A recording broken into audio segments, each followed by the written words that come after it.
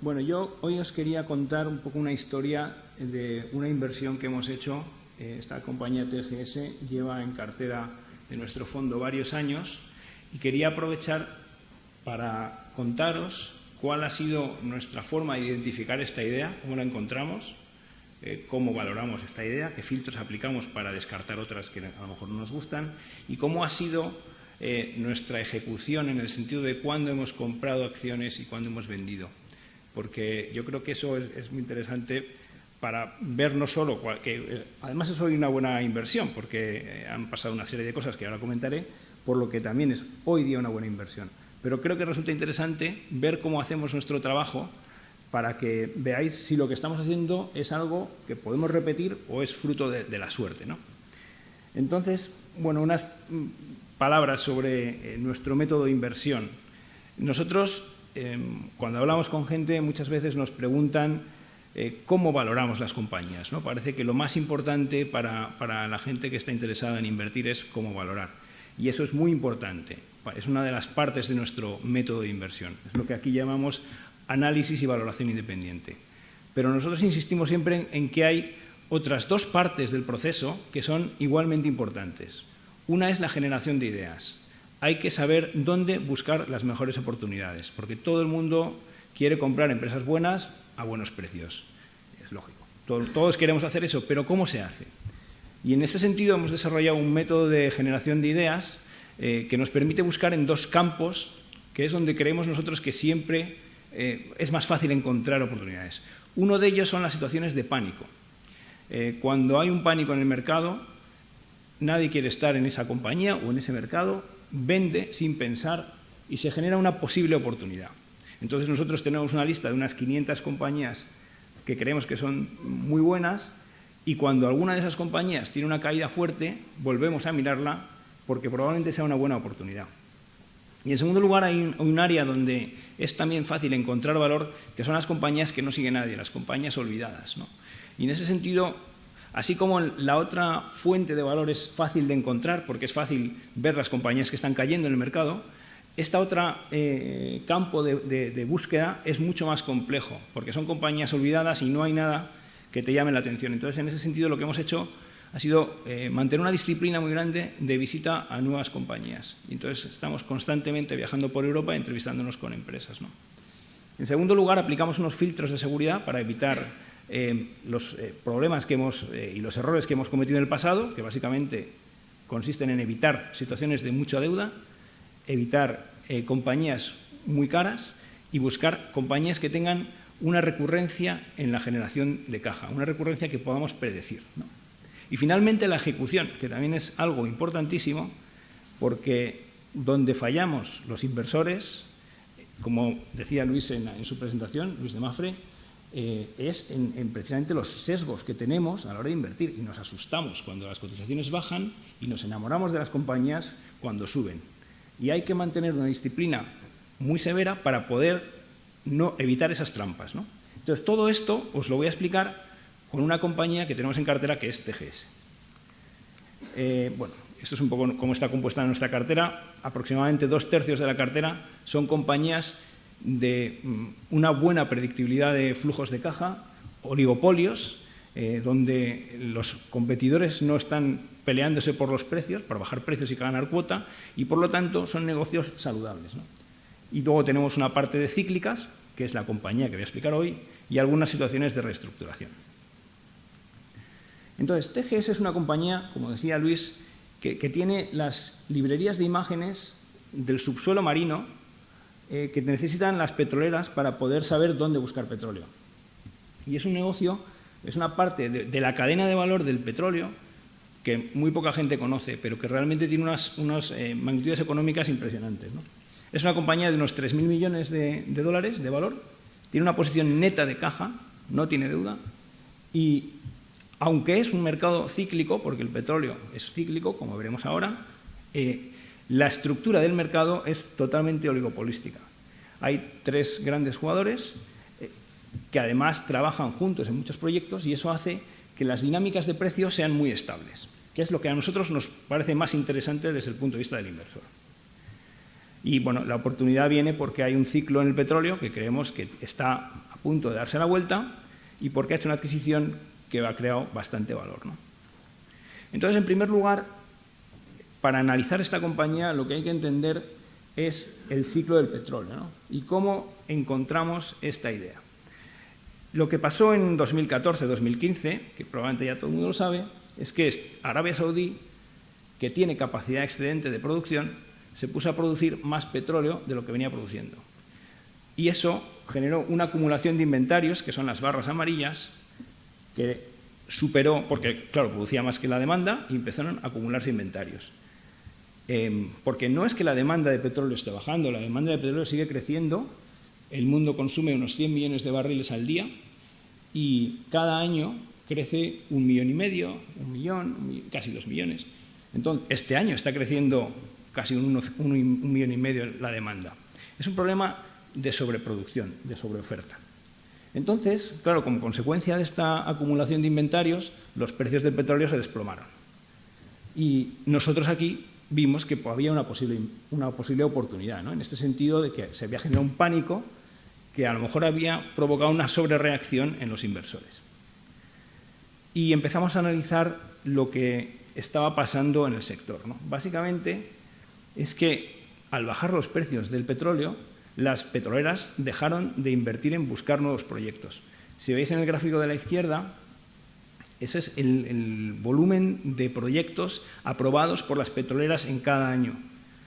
Ese volumen de proyectos estaba creciendo y de repente, al bajar el precio del petróleo, vieron que no tenía sentido y dejaron de invertir.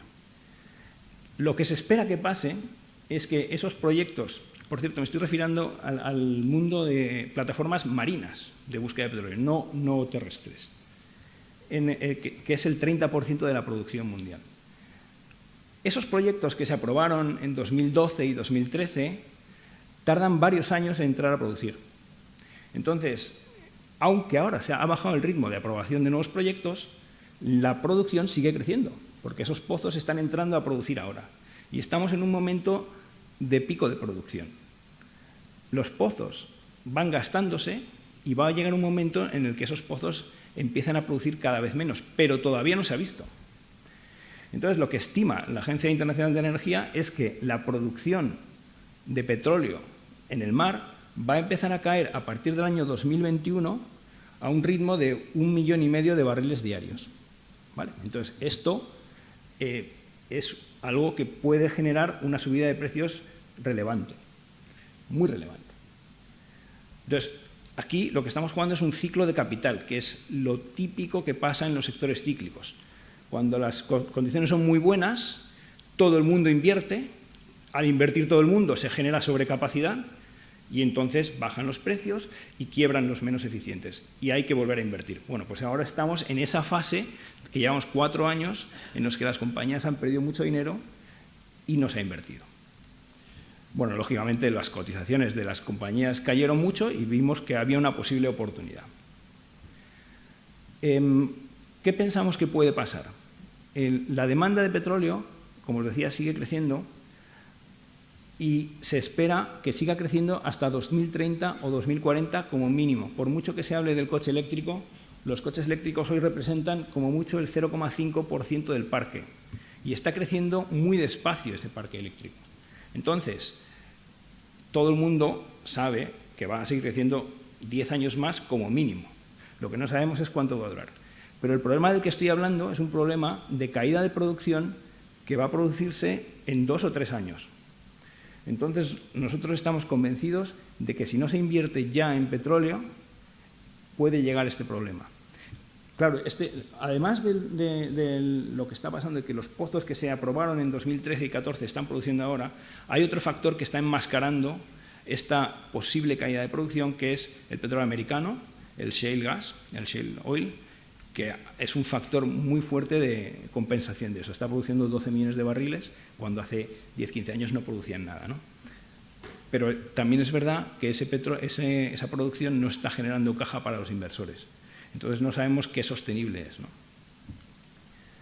En definitiva, creemos que el precio va a subir y que las petroleras van a tener que invertir antes o después. Y con este contexto, pues decidimos que queríamos buscar una inversión en el sector.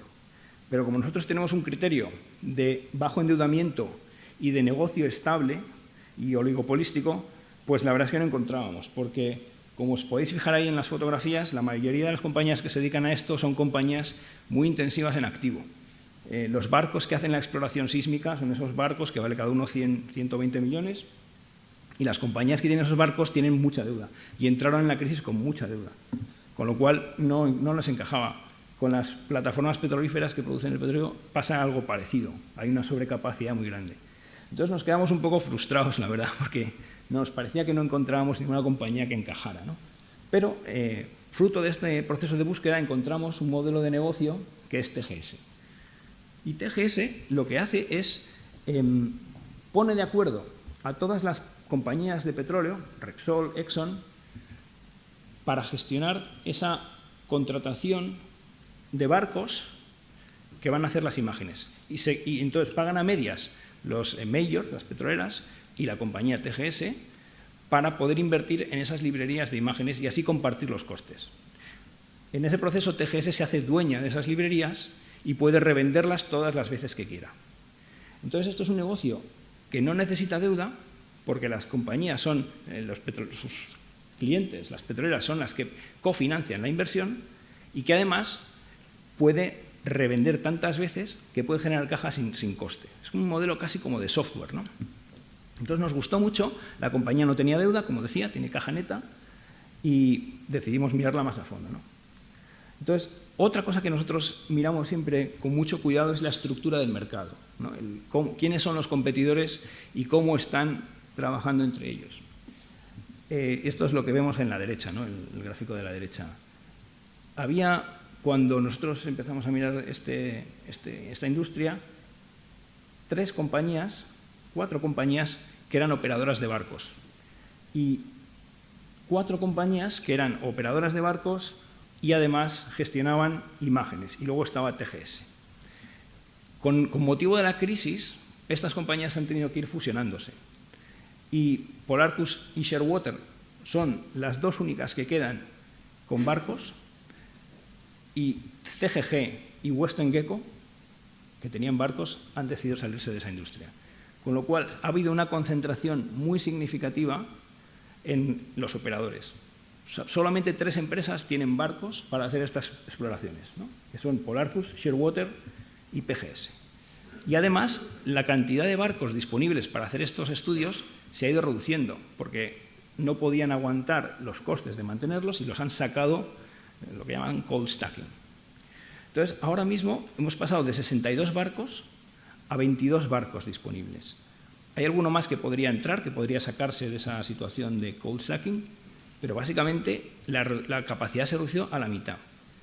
Y lo que pensamos es que cuando vuelva a necesitarse la inversión en búsqueda de petróleo, va a haber un crecimiento, lógicamente, de demanda y la oferta va a estar concentrada en pocas manos y además restringida por el proceso de la crisis.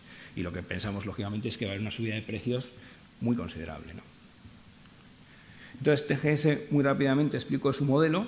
Como os decía, se pone de acuerdo con, en este caso, Repsol y Exxon para que financien la inversión en librerías, hablan con PGS, que es el dueño de los barcos, construyen esa librería de imágenes y luego se la dan a Repsol y Exxon y la revenden tantas veces como puedan. Hay muchas razones por las que puede revender la librería. Puede haber otras personas, otros operadores interesados en buscar petróleo en esa zona, pero también cuando hay una operación de fusión de 2 petroleras, por la forma en la que están hechos los contratos, el comprador tiene que pagar como si estuviera comprando la librería de la compañía comprada. Y eso genera unos transfer fees que en este caso, en el trimestre que viene, van a suponer 40 millones de dólares para TGS por la compra de Anadarko por parte de Occidental. También se lo vende a los estados. Los estados, cuando quieren sacar un concurso para ver para que haya, por si hay gente que quiere explorar en esa zona, pues necesita saber dónde hay y tener imágenes. Pues también tiene que pagar por ellas. Y finalmente se vende muchas veces, pasados los años, para aprender cómo son las imágenes cuando ha habido petróleo. Con lo cual, el retorno que sacan a esta inversión es muy alto. Y con el ciclo, lo que pasó con las ventas de TGS, veis ahí, preventas son las ventas, es lo que les pagan Repsol y Exxon para cofinanciar la obtención de imágenes. Y las reventas son las ventas de esa librería que no tiene coste para ellos. Bueno, pues veis con la crisis cómo se fue a la mitad los ingresos, de 930 millones a 450 millones. Esto hay pocas empresas que lo pueden aguantar. Una de las cosas por las que nos gustó en su momento fue por su estructura de costes. Aquí he vuelto a pintar las ventas, pero también he pintado el margen EBITDA. Y claro, una compañía que con una caída de ventas del 50% puede mantener el mismo margen EBITDA es algo extraordinario. Pero ahora que he explicado el modelo de negocio es fácil de entender por qué. Porque simplemente, si no está invirtiendo en la obtención de nuevas librerías, pues no tiene por qué tener gastos. O sea, esta compañía en la crisis ha seguido generando caja, a diferencia de otras que tenían barcos y tenían deuda y han quebrado y han tenido que hacer ampliaciones de capital, como CGG o como Polarcus o como PGS. Entonces, bueno, cuando no sabíamos que iba a pasar esto, pero en 2014-2015, al entender el modelo de negocio, pensamos que podía ser así e invertimos, ¿no? Otra de las cosas que nos gusta de esta compañía es el retorno sobre el capital. El retorno sobre el capital es una muestra de que hay poca competencia en un sector, porque cuando el retorno sobre el capital es bajo, normalmente es porque hay muchos operadores compitiendo por los clientes. Cuando alguien obtiene un retorno del 25% es porque ha conseguido crear un nicho de mercado que otros no pueden copiar. Todo el mundo quiere obtener un 25% de retorno, pero si no puedes copiar el modelo de negocio de TGS, pues no lo puedes hacer. Entonces, de esa forma, en el ciclo se protege el retorno sobre la inversión. Y entonces, finalmente, lo que nos mueve a mantener esta compañía, a pesar de que ha recuperado un poco su valoración, es que recientemente ha comprado Spectrum, que es otro pequeño competidor que había en Noruega, que era mucho más pequeños que ellos, pero que estaba invirtiendo en zonas distintas a las de TGS. TGS está sobre todo en el Golfo de México, donde ha hecho las imágenes del Golfo de México junto con Schlumberger. Está en el Mar del Norte, en Noruega y en Inglaterra, pero no estaba en Brasil, que es una de las zonas donde más se está invirtiendo para buscar petróleo. Y sin embargo, Spectrum sí que estaba en Brasil, con lo cual pues era un fit perfecto, porque en vez de volver a hacer la inversión, pues lo han comprado. Pero es que además Spectrum había seguido una política muy agresiva de inversión en la crisis y a diferencia de TGS, que ponía parte del dinero de los proyectos y la otra parte la ponían Repsol y Exxon, Spectrum llegó a un acuerdo con los proveedores de los barcos, se buscó unos chinos que estaban dispuestos a ello y les dijo, no te voy a pagar, vamos a hacer la librería juntos y cuando empecemos a venderla te vas a llevar tú el 100% de los ingresos, pero hasta que llegues a recuperar el coste y un poco más. Y a partir de ahí serán míos esos ingresos. Y entonces estamos en un momento en el que Spectrum está a punto de empezar a cobrar por esos ingresos por los que no tengo que pagar nada, ¿no? Pero todavía no se ven en las cuentas. Entonces, la operación es buenísima porque evita tener que invertir en una fase, en un sitio nuevo, donde ya hay esas librerías, porque genera esta sinergia que os he contado, aprovecha esta forma de invertir Spectrum y porque genera unos ahorros de costes de unos 20 millones de dólares, ¿no? Entonces, en conjunto, pues pensamos que es una oportunidad muy buena. ¿Qué está pasando? Que las ventas están empezando a recuperarse ya. En este gráfico lo que estoy intentando describir es cómo lo que valen las librerías de imágenes de cada una de las dos compañías, a valor en libros, a lo que les ha costado producirlas, y la línea es las ventas respecto a esa librería. Y vemos perfectamente cómo el ciclo llevó las ventas a la mitad, pero ahora se está recuperando.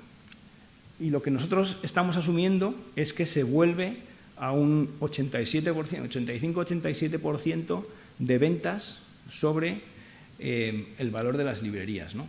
Solo asumiendo eso, pues estamos convencidos de que la compañía esta pues vale mucho más, ¿no? Y o sea, además, en lo que va de año, las cosas están ya empezando a pintar mucho mejor. En las presentaciones de resultados que ha habido este semestre, todas las compañías del sector están diciendo que están consiguiendo mejorar precios entre un 15 y un 20%. La oferta sigue constreñida porque, como hay un pequeño oligopolio, pues ya han decidido que van a manejar esa oferta con cuidado, ¿no? Y bueno, estamos viendo que están empezando ya a mejorar las cosas. Entonces, por eso nos parece que es una oportunidad excepcional, ¿no?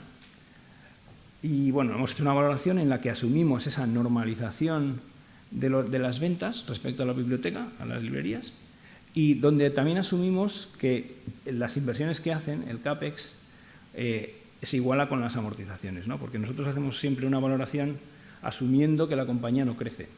Y si asumes que una compañía no crece, no puedes valorar sus cash flows restándole el CAPEX de crecimiento.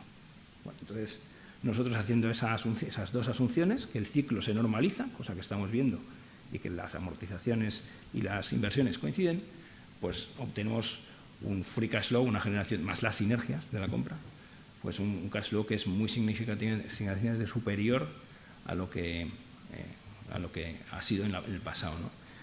Y también es algo superior a las estimaciones de los analistas, pero las estimaciones de los analistas están, la mayoría, el consenso está mal, porque como esta operación ha sido muy reciente, la información, muchos de ellos todavía no han sacado estudios o informes en los que hayan presentado los resultados consolidados, ¿no? Nosotros lo hemos consolidado y nos ha dado algo distinto a lo que tiene el consenso de mercado, ¿no? Que eso puede generar también una oportunidad. Y bueno, nosotros valoramos a 6,5 veces free cash flow yield. La mayoría de nuestras compañías están valoradas en ese entorno, entre 6, 6,5.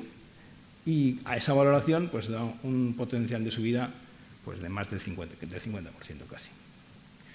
Entonces, hasta aquí la valoración. Y ahora finalmente quería comentaros cómo ha sido la vida de esta inversión dentro de Equam.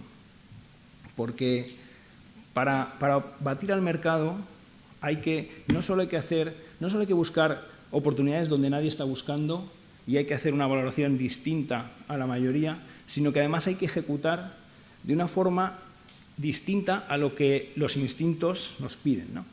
Y entonces, lo que vemos aquí es el gráfico de esta compañía en los últimos años y las estrellitas es situaciones en las que nosotros hemos comprado. Cuando empezamos a comprar en 2015, veis que había caído la cotización de 200 a 150. Solo esto, que verlo en un gráfico es fácil, es algo bastante difícil. Tienes que estar dispuesto a invertir en una situación que está cayendo un 25% y que todavía no se ha visto el final. Entonces, esto es lo que nosotros llamamos actuar con decisión, ¿no? Y para reforzar nuestro comportamiento. Estamos dispuestos a invertir en esta situación porque entendemos que esta compañía no va a quebrar, porque tiene caja neta y porque tiene una estructura de costes que le ha permitido generar caja a lo largo de todo el ciclo. Entonces, no tenemos ningún miedo, aunque no se vea la luz al final del túnel. Lo siguiente que suele pasar es que vuelve a caer. Y aquí actuamos también a diferencia de lo que hace mucha gente del mercado, que pone un stop loss. Nosotros eso no lo hacemos porque a cambio del stop loss lo que hacemos es entender el negocio y compramos más. Y esto, creedme que es muy difícil y es la clave para poder batir a los mercados. Entonces, bueno, esto vuelve a ser algo de decisión, ¿no? Un rasgo que tiene que tener todo inversor. En segundo lugar, hay que tener paciencia, porque aquí también en el gráfico se ve fácilmente, pero pasaron años hasta que empezamos a ver la posibilidad de recuperar el dinero que habíamos invertido. Y esto, de verdad que hay poca gente que yo creo que pueda hacerlo si no se conoce la compañía, ¿no? Una cosa que no he comentado, tanto mi socio como yo venimos de invertir en sociedades no cotizadas. Yo estaba en Corporación Alba y él estaba en Fondo de Capital Riesgo y estamos acostumbrados a ver las inversiones como proyectos empresariales. Y hemos hecho mucho esfuerzo para mantener esa forma de ver los negocios y las inversiones que teníamos antes, ahora que estamos invirtiendo en el mercado cotizado, ¿no? Y la paciencia es uno de ellos. Cuando uno invierte en una compañía, pues no está pensando si vale más o menos al día siguiente, está pensando que el negocio vaya bien. Y nosotros, por eso, como nos centramos en analizar eso, pues tenemos paciencia, porque estamos centrándonos solo en ver si de verdad están consiguiendo vender más o menos preventas o reventas, ¿no? O se siguen generando caja o se siguen teniendo caja. Y finalmente llega el momento en el que sube. Lo que os decía antes, es muy normal enamorarse de una compañía que ya finalmente estás ganando dinero, pero estás ganando mucho. Y ha subido muy rápido. Entonces, lo normal aquí es enamorarse y querer quedarse. Entonces, nosotros, en los 5 años que llevamos, hemos vendido siempre, en el 90% de las situaciones en las que hemos llegado a esta valoración, hemos vendido, porque creemos que es fundamental aprovechar los momentos en los que el mercado valora bien un negocio para vender. Y cuesta, pero lo hacemos. Hay un 10% de situaciones en las que no hemos vendido porque hemos hecho un análisis posterior y nos hemos dado cuenta que se había creado valor, ¿no? Pero en este caso vendimos. Volvió a caer y volvimos a comprar. Con lo cual es nuestra segunda fase de inversión en una misma compañía cuando le hemos sacado un retorno del 37%, ¿no? Y ahora hemos vuelto a invertir, ahora que Spectrum ha sido adquirida, ¿no? Y vemos que encima el potencial es mayor del que había antes. Y bueno, esto es un poco lo que os quería contar, que al final el método consiste en saber dónde buscar, evitar los problemas aplicando una serie de filtros para evitar deuda y negocios deteriorados, y luego saber ejecutar, que es algo intangible, que no se le puede poner números, pero que es fundamental, ¿no? Y bueno, que hemos vuelto a comprar aquí. Gracias.